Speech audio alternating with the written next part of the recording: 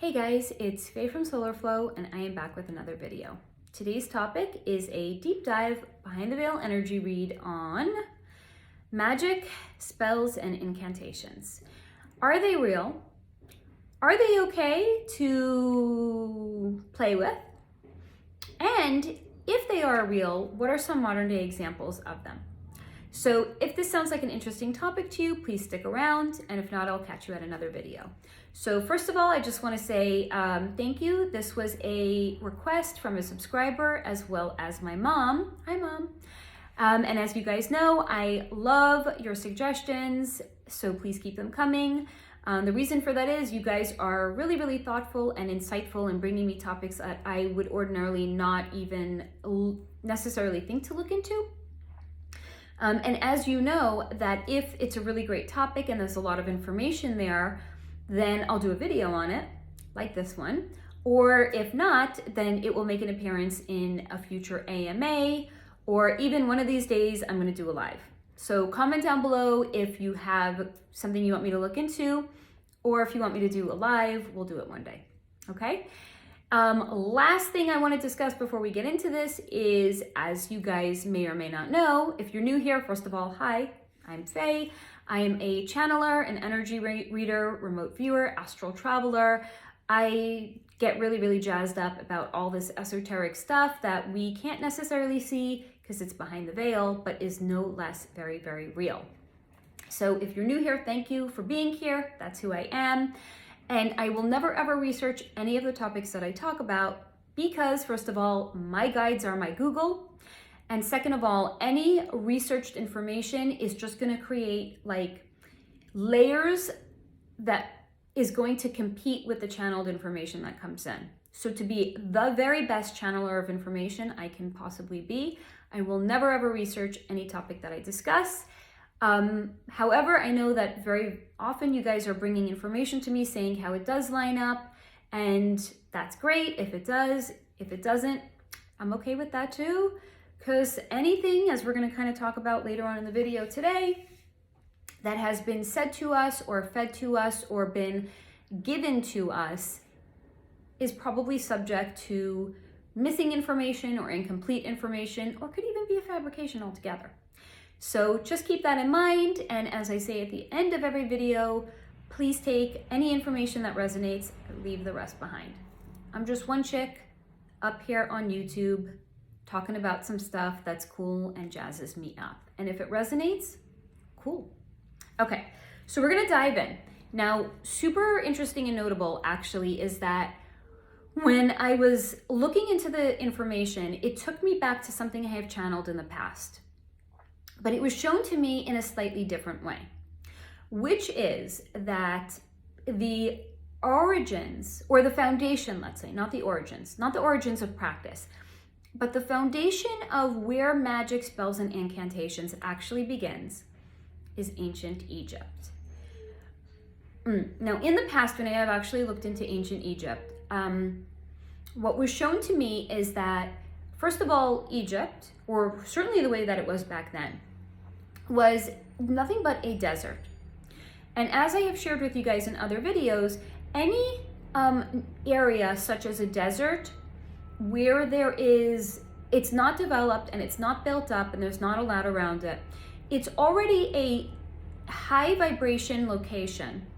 And high vibration locations are also energy convergence points. And what an energetic convergence point is a portal.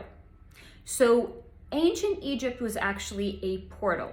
And I have seen this many, many times when I have been doing my work or when I have been meditating.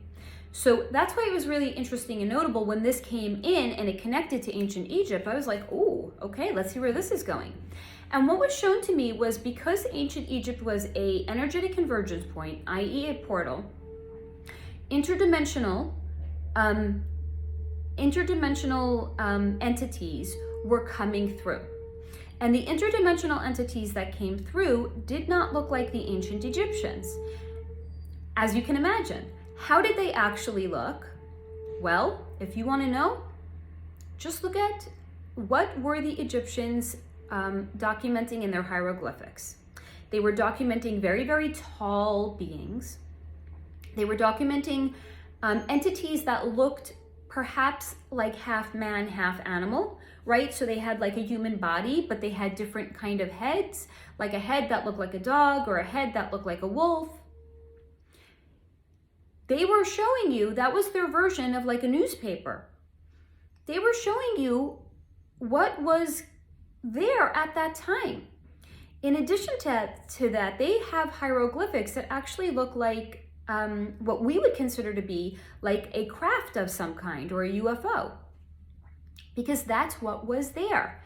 They were sharing the beings that were there with them at that time. Now, also look at the structures that they were building. I haven't been there yet. I will get there one day. It's like number one on my bucket list. I haven't been there, but of somebody that I know, not a friend of mine, somebody that I know and I follow on Instagram was actually very recently there and was going and touring all of these places, which again was like very, very notable timing in how this all worked out. But I was following his stories really, really closely. They had these temples that are enormous, not human size, like way, way bigger than anything that we would need.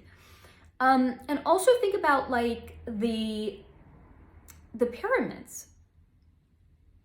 So whatever we might think or have been read or have been told how those pyramids were actually created, what was shown to me was that these interdimensional beings that came in were perceived to be gods. That's number one. And they were perceived to be gods because, first of all, they were so much bigger and so much grander and didn't look anything like the Egyptians at that time. But in addition to their arrival, they also brought or showed the Egyptians technology that they did not at that time have. And the way in which the pyramids were actually built was using vibrations. I'm not going to even pretend that I understand how it was done, because again, I'm limited in my understanding being on this side, being in the three-dimensional, and in also not understanding like how something can actually be built using vibration. But it was. Those pyramids were assembled using vibration. So the Egyptians who were watching this, they were completely floored, they were mesmerized. So very much these interdimensional beings that were there were like gods to them. And once you have something outside of yourself that is a physical representation, right? It's not like this nebulous esoteric idea of what God is, right? We can't see him or her or it. It's like gravity, right? We can't see it, but somehow it keeps us to Earth, right? It keeps us here. We're not all floating off into space. That's kind of like our idea of what God is. I can't see it, but somehow it's real. So here it was taking something that was like a nebulous idea, but it was making it three-dimensional and making it very, very concrete, because here are these beings that are like, whoa, they're like actually like godlike. So idol worship began at that time. And once you have a physical representation of what you think a god is, that are more powerful than you, that are bigger than you, you want them to be happy with you. So whereas at that time, the idol worship was perhaps very innocent, and it was, we just want to have a good harvest year. We want to have rain, things like that. So they were bringing offerings to their gods so that they can have those things.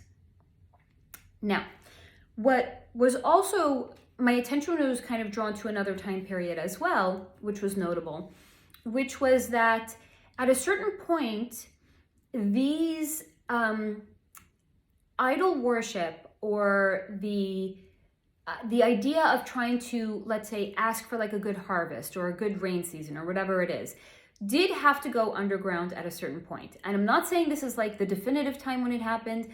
This is again just when my guides like brought it very, very notably to this time, which was the Middle Ages in Europe. Because in the Middle Ages in Europe, that was a time when if you were not the right religion, you could be killed. So a lot of these things had to go underground at that time. And anything that goes underground, not like literally underground, but anything that becomes like hidden, is subject to changing the vibration of it. Think about secrets. If you're keeping a secret, there's a reason that you are keeping it. So this is very much the same way. Anything that becomes hidden or in the dark or something that can't be shared automatically changes the vibration and becomes a lower vibration. So whereas in the beginning, perhaps this idol worship or bringing offerings to a god for their assistance in something might have been very, very innocent, it automatically energetically changed. And then as time went on, where it continued to remain hidden, and then another very notable point that was shown to me was the time of the Salem witch trials, right? And I'm not going to get into like a whole discussion was witchcraft really being done there? Because that was very much a tool of control at that time. And it was a way of just getting perhaps people that you didn't like to like shut up. It could have been done at that time, but it was also shown to me very notably at that time that anyone that was different than somebody else was automatically very like subject to suspicion. So because of that, it was this reinforcement of the idea that things that are not just like everybody else, or things that are not in alignment with the religions of everybody else, had to really be concealed and had to really be hidden.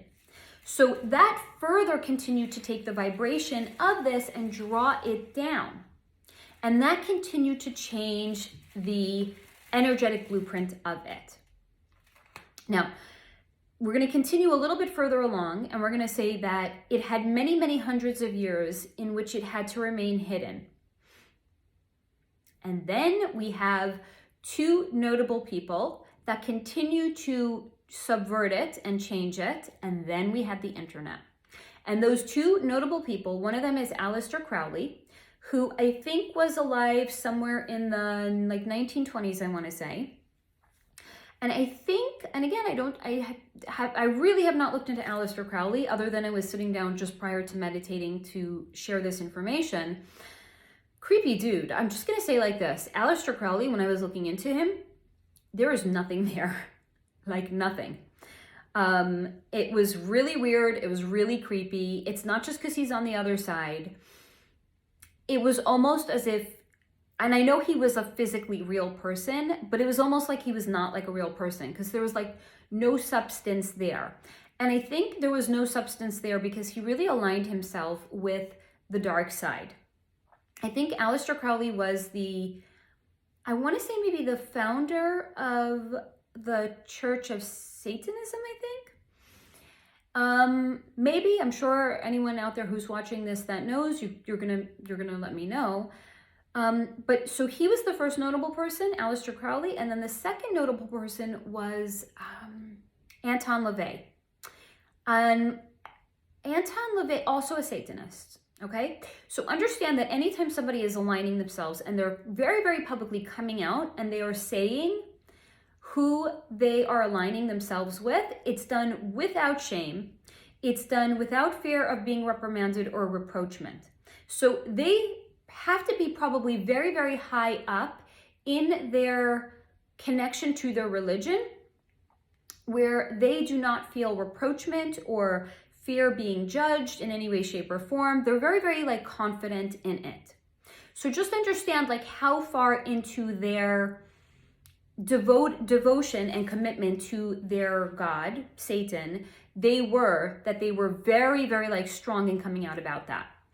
Now, once you're going to say somebody is aligning themselves with Satan, right? They are already stepping away from their connection to God.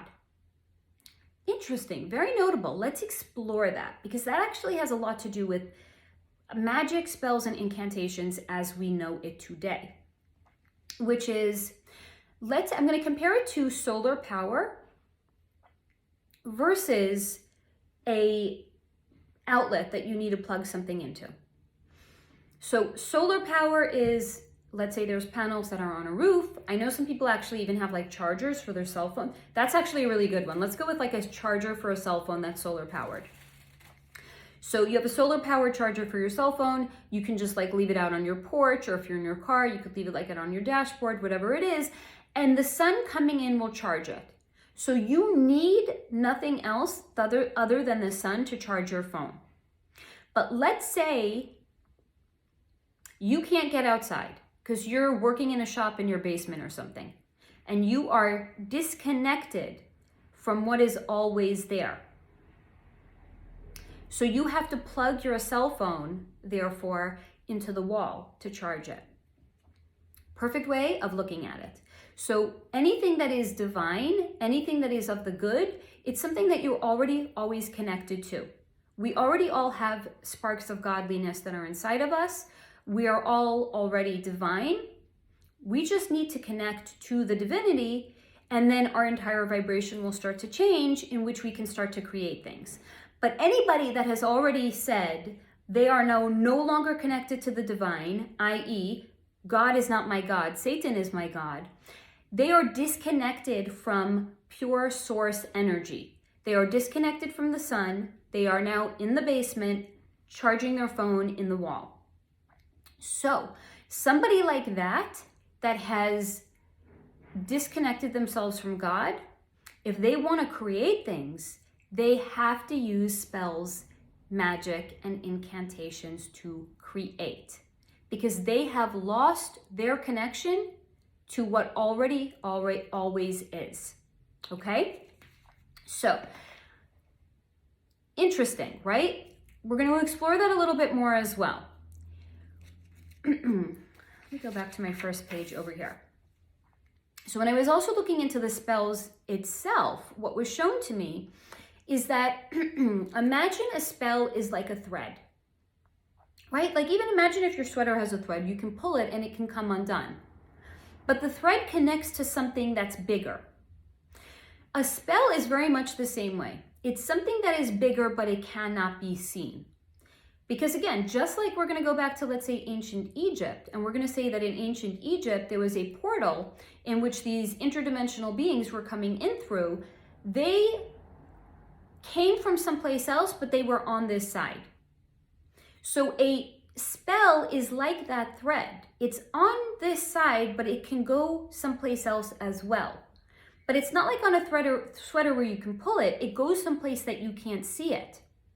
And once we're already saying if you can't see where it goes and we don't know what's on the other side of that, questionable if it's something that we want to touch or get involved with.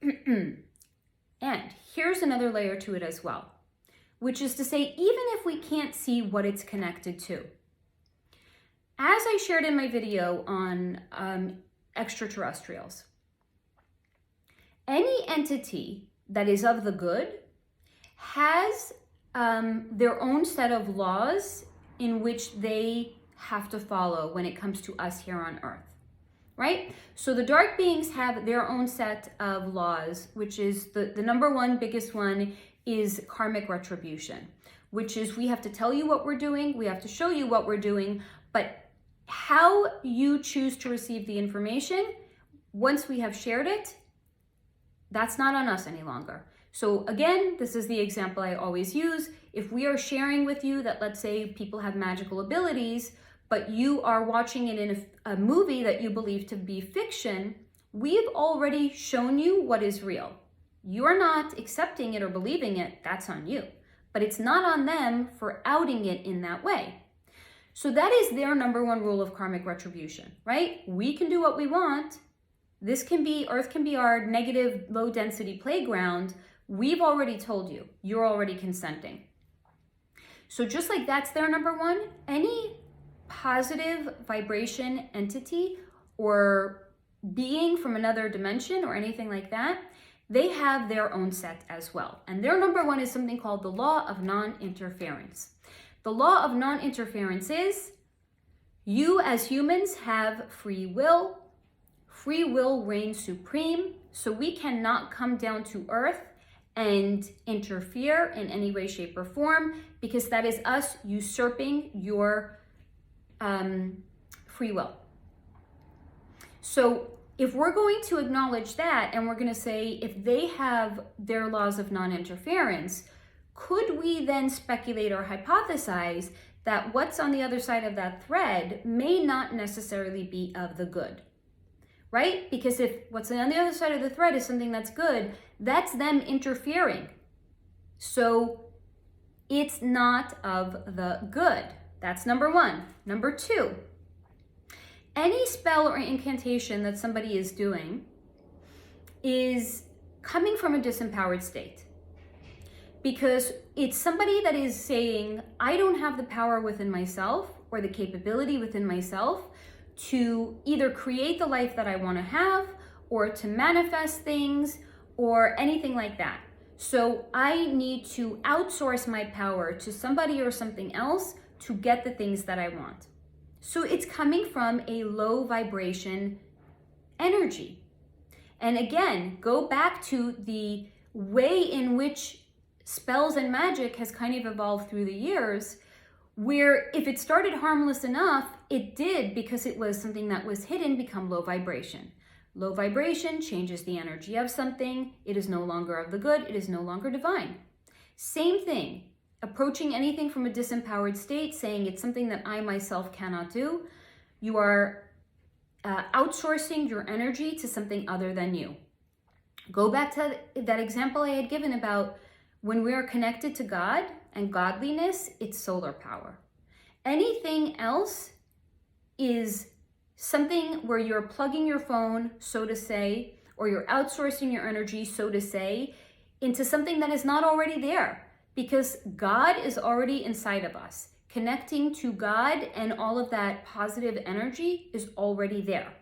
It's only when we have stepped away from God that we will start to turn towards these other tools, like spells, like magic and incantation.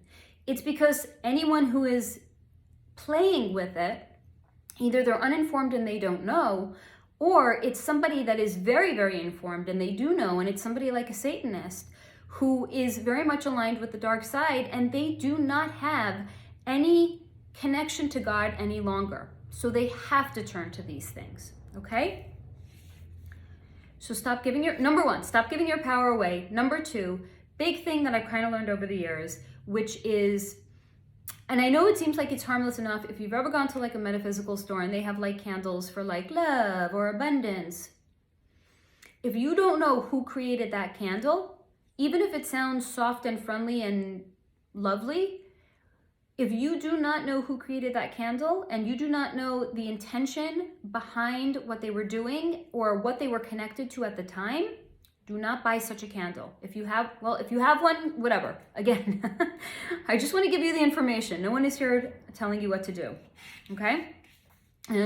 Lastly, what I'm going to say about this before we move on to some modern day examples of what spells, magic, and incantations can look like, which is somebody who is messing with these things, it's because there's a frustration in their inability to create because they've already stepped away from God, or they're coming from a disempowered state and they are wanting to play God, right? Because nature takes time.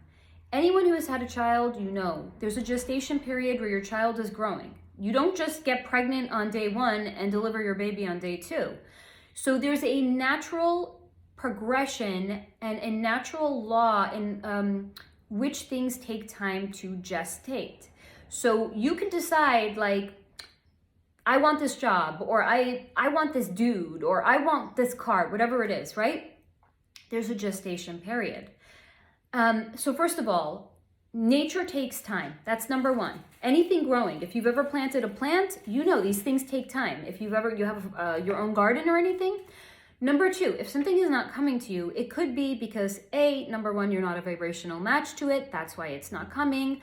B, it could be because something better is waiting to come in.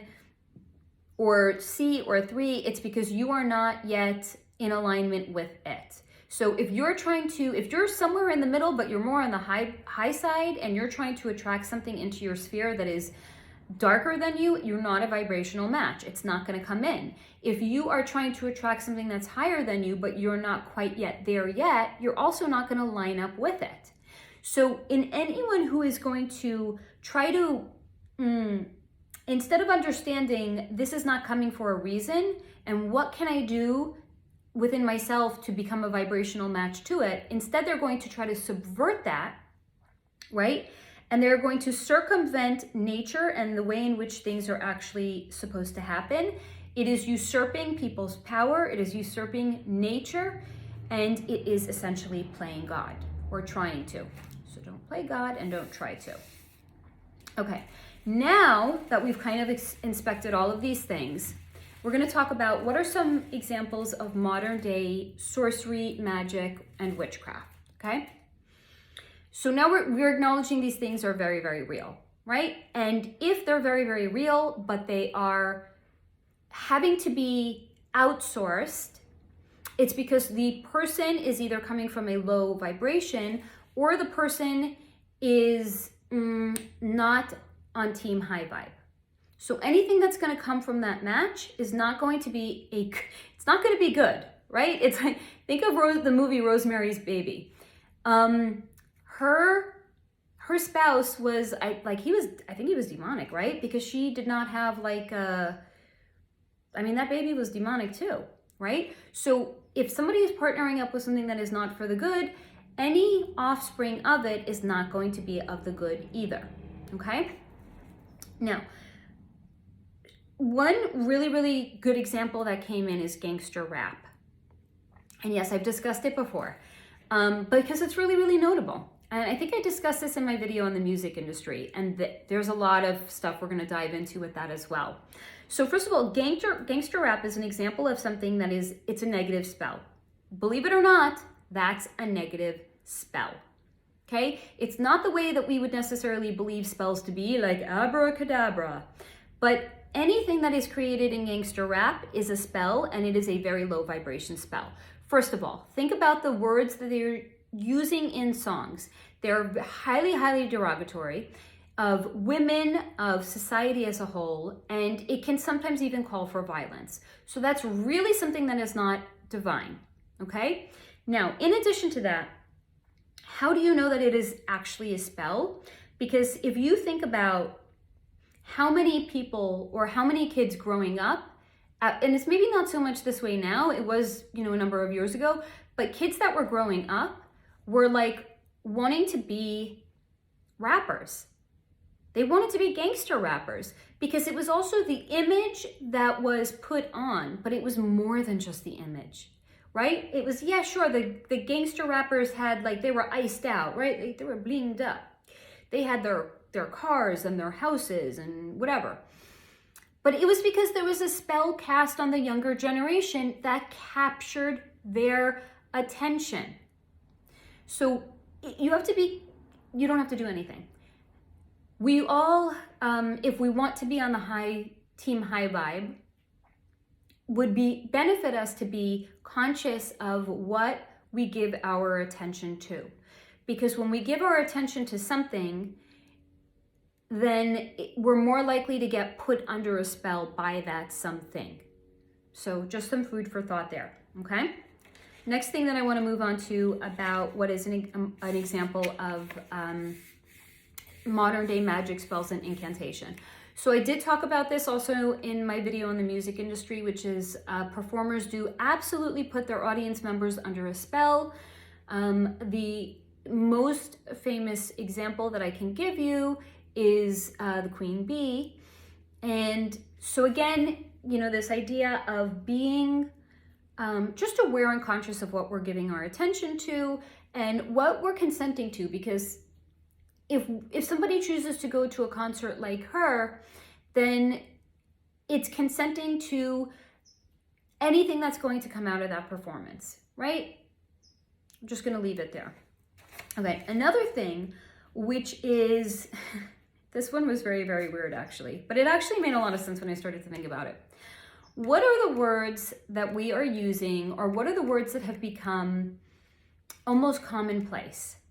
Because every year, more and more, Webster's dictionary is actually adding new words. And so this is way before I was really awake and aware to this stuff, but I remember a number of years ago reading somewhere that bootylicious was added to the dictionary. And I remember at that time thinking, and it was a little judgmental of me, but I remember thinking, wow, how far have we come? Not in a good way, like how far have we fallen?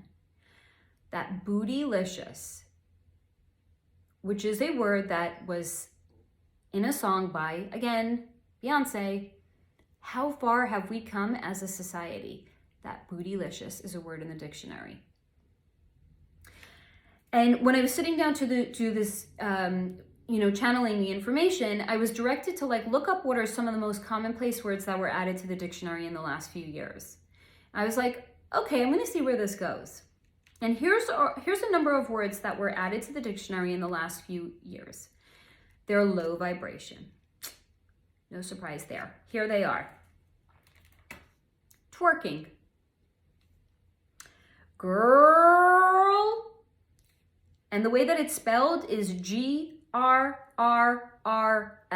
Girl. Like, have we devolved so much to the point where a word that's in the dictionary does not even have like a vowel in it? There's no vowel in girl. There's not even Y, which is sometimes used as a vowel. It's just guttural. It's like a guttural sound that somebody would make. This is not an effective communication tool. I'm sorry. All right, yes, of course. Bootylicious. Jerk face. Lovely. Noob. Anyone who plays video games or knows somebody that plays video games. Noob is an actual term. I think it's a derogatory term, and it's used to describe somebody that's like a pathetic beginner. Lovely. YOLO. God, do I take offense with this? YOLO is the biggest fallacy of our time, but it's just reinforcing this idea you only live once. No, we do not. We are... Your body dies. Your body lives once. Big fucking deal. You have a soul that is eternal. You have a soul that is connected to God. So this YOLO is a big no-no. Yes! Y-A-S. At least it has a vowel. But like, really? Yes! Worstest. It's like somebody allowed like a second grader to start adding words to the dictionary. Worst, it's the worstest day ever, mommy. I didn't get ice cream today. Flyover states. I'm going to be very, very honest with you guys. I did not even know. I thought flyover states was a derogatory term. I didn't know it was actually, I didn't think it was. I knew it was. But it's, I didn't know it was in the dictionary. So a derogatory term has been added to the dictionary to talk about all the states that are not on the coast.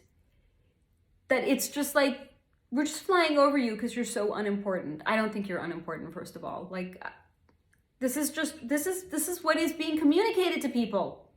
This is what is in the dictionary. You're so inconsequential that you're just all flyover states. This is in the dictionary, okay? And this is to me the most offensive one. Pimp. But it is not the way we would know the word pimp to be, because the way we would understand the word pimp to be is a pimp is somebody that like controls the prostitute, right? But pimp has been added to the dictionary in a new way, which is where it's no longer somebody that is controlling the prostitute, it's I pimped my ride. So it's taking a word that had a very negative connotation, and it is weaving it into the fabric of society in which it is now no longer being used in a derogatory way, but it's being used in a way to say like, look, like my ride is extra special now. But the foundation of the word, the vibration behind the word, the energy behind the word is already low vibration. So that is now being brought into the new lexicon in which something is being described to be extra fancy or special. But it's not, it's a low vibration word. So these are very, very clear examples of spells that are being cast on us. It's called spelling for a reason, because you are spell casting in your words. It's not just I'm stringing letters and vowels together to create a word that can be spoken. It's an actual spell that is being cast. Okay, so this is a very, very clear modern day example of what spell casting looks like in modern day times. And again, I'm bringing this to you, first of all, for the purposes of explanation so you can understand it, but also to let you know, like, again, what are we giving our attention to? Like, are these words that I'm going to actually like use in my ever time in my life? No. And it's because I understand the intentionality behind it. So that's why I'm bringing this to you, to understand the intentionality behind it, okay? 2 more examples that I'm going to bring up. Okay, the first one is, this is probably going to be a little bit of a, maybe controversial, because I know so many people actually love these, the books. I have personally not read them. So maybe in some way, like, I don't know. I don't know. I'm gonna dwell. Here's the thing. I'm not reading them for a reason, and I know you don't know what I'm talking about yet. So let me get there. Okay. So the Harry Potter series. No, I have not read it. The reason I have not read it is not because it's like I love reading. I just, for some reason, intuitively felt like I did not want to read it, and I didn't understand why. And even when like people were like, oh no, it's great, you have to read it, oh, your son, he's gonna love it, like read a chapter a night, I was like, actually no. I'm not comfortable with that, and I don't know why. And then when I was sitting down to look at this and to receiving the information, what actually came in is that there was a lot of spell casting in that book. And just like, for example, I would not buy a candle from a metaphysical shop if I didn't know that candle maker personally, because I don't know what thread they're connecting to or what intentionality they are putting into the candle that they are making, no matter how innocent it appears to be. It's for the same reason I would not read a book where there's actual spell casting in it, and I don't know the intentionality of the person on the other side. I don't know what entities, good or otherwise, they have been connected to. Because as I have shared with you guys, authors, people who write books, people who write screenplays, people who write TV shows, they all can open themselves up to entities on the other side. And we don't know what those entities are. But I can pretty much all but guarantee you, again, because of the laws of non-interference, any entity they are opening themselves up to is not of the good. Therefore, that reason, I'm not going to read a book where there's spellcasting in it. So just some food for thought. Like, anyone who has read that book, please feel free to like comment down below and let me like know your thoughts on that. Good, bad, ugly, anything, right? Like, I'm genuinely curious what people's experiences have been, but I'm also just going to share like my personal reasons why I have not read that book. And then what was shown to me when I was meditating was the confirmation of that. And then also, as I have actually, commented to somebody once before in like comments on my videos, because you guys know, I really try to be, like, I always try to respond to every comment. Check out the author's tattoos. She has some very, very interesting tattoos. And that was shown to me in connection to something else that would seem to suggest that she is not team high vibe. Just leaving that there for anyone who wants to fall down that rabbit hole, okay? The last example that I have of modern day spellcasting, anyone want to guess before I say it? The media. Okay, so the media, first of all, I had seen like a TikTok clip or something on, someone had put together like, and it wasn't just like the big media outlets, it was like smaller media outlets, like local news or whatever it is. But it was like literally as if a bulletin had been written up and handed or faxed or whatever to all of these like news stations, big, small, everything. They're literally using the exact same terminology to describe certain things, but down to the exact word. The exact word or the exact phrase. No delineation, no difference in it. It's the exact same phrase that was used to describe certain things, certain events, certain anything. And that is done very much intentionally, because anything that is done with repetition is a way of spellcasting. Because when anything is done with repetition, even if it seems like it's harmless, but it's done with words, it is creating a imprint. And then that imprint, with every time that it is further stated, the imprintation of it starts to get bigger. So imagine, for example, if you will, a stamp. And let's say you just stamp one time. You're just going to have laid out very, very clearly what it is that you've stamped. But let's say you're continuously taking the stamp and you're putting it into the ink and you're stamping it, going back and forth over and over and over again. What was once just a clear marking of what that stamp was has now become thicker, bolder, maybe even hard to see. And that is very much the same reason why the same terminology, phrases, words, ideas, concepts are given to us over and over and over again, because it has created something that is hard to see through. It's this reinforcement of one idea. It's this reinforcement of one message. It's very, very hard when we are being, when information is being brought to us in that way, it's hard to see past it. It's a reinforcement of one set of belief or one idea. And once that has become so deeply ingrained, it's hard to see past it. It's hard to see beyond it. And because of that, it is very much a way of spell casting. It's a modern day version of spell casting. So again, I just want to reiterate this idea of being conscious of what we're giving our attention to. And one other thing that I had written down here, which I thought was interesting, the exact same choice of words is fortifying a message. So another way of, and so here's the thing, also when information comes in, my choice of words, interestingly enough, talking about words, not my choice of words, the words that are specifically brought to me serve a purpose. So this word fortifying, and why I'm really like making a point of bringing it out and discussing it, what do you do when you fortify something? You're strengthening something. So I feel like my guide's really bringing this specific word into me that I had written down, fortify, strengthen. It's a way of strengthening the illusion. It's a way of strengthening this spell. It's a way of keeping us more locked into it. So with that in mind, I'm just gonna again go back to what I had, the thread this idea that I was onto, which is being thoughtful with what we give our attention to. That's it. And as always, guys, I hope that you have found this video to be interesting, informative, thought-provoking. Take what resonates, leave the rest behind. And as always, until next time, here's a new one.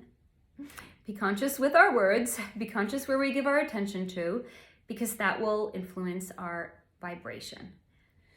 So with that in mind, stay in the high vibration until next time.